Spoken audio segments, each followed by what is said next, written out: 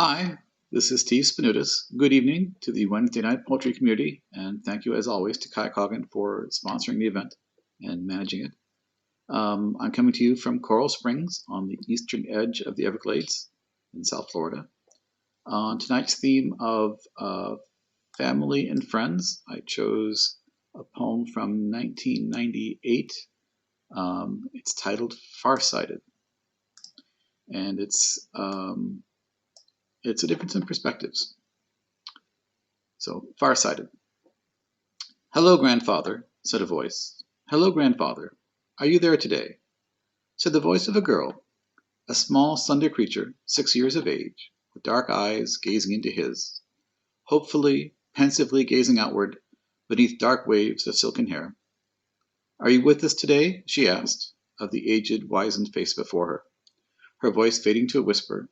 She stood silently still, searching his eyes for some sign of recognition. His eyes stared back, unblinking, unfathomed, gazing past the girl and the room, through the very walls, and outward, outward, to somewhere farther, farther still. The small, patient great-granddaughter climbed into his lap and sat cross-legged, placing her head gently against the slow, gentle rise and fall of his chest. She heard the sound of his breathing and deeper rhythms of his quietly beating but still strong heart. His old dark eyes stared outward from beneath the creased and thoughtful brow. His eyes, the eyes of one who has lived long and through much, were marked with the cares of age, framed at the sides with short gray hair, and crowned with a scalp of burnished leather from a lifetime spent in the sun. His eyes, unblinking, were not glazed, but focused, perhaps on some distant point, somewhere further away it seems than possible here in the current day.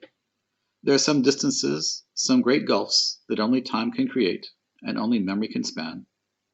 The old eyes, in distant focus, shifted somehow and came nearer, focusing, after intervals, on the present place, present day, and the small presence in his lap. Head still pressed softly to his chest, with eyes now closed in gentle sleep. I am here, granddaughter, he said. I am here now. I am back again. He stroked her long black silken hair, long smooth strokes of his aged hands, painful hands, once strong and skillful, hands with which he had made his living once, now looking like wrinkled parchment, broad, straight, long-fingered hands, now worn, now creased, now bent, with swollen joints. Where was I, you might ask, young one? Where was I now, just now, today? His words were slowly, clearly said to his small sleeping audience, leaning his head ever slightly, as if to get a better view of what distance had partly obscured. I was standing there in the rushing surf. Waves broke and splashed and danced about my knees on a ribbon of beach that stretched for miles, where white coral sands met pure aqua seas, and over my head, in file upon file, the dancing coconut palm trees smiled and tossed their hair in the sun. On this white sand beach I stood, near the shore, beneath the shade of the palms that overhung the water, feeling the sand ebb between my toes, feeling the water's constant pull.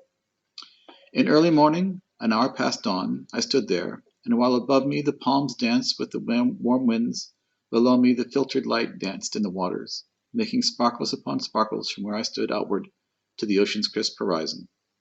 And beside me, in her youth, your grandmother stood, more beautiful to me always than anything else my eyes ever saw, and with the wind bouncing in her hair, and the waves sparkling in her eyes, and the tide sweeping the sands beneath our feet, we walked along that dappled shore. I remember each time she kissed me that day, the taste of the salt on her lips, and the smell of orchids in her long dark hair, the feel of white sand on her skin. I remember those things so much more clearly than anything that I see or smell or touch today. Though many long decades may now stand in the way, I hear the waves reach, climb, and fall. I hear the wind hiss through the palms. I hear the diving seagulls call, and hear her voice, her laugh, and her sigh, again. The dark clutter of years obscures many things, but never this. Never, never this. Thank you for listening. The poem was titled Farsighted.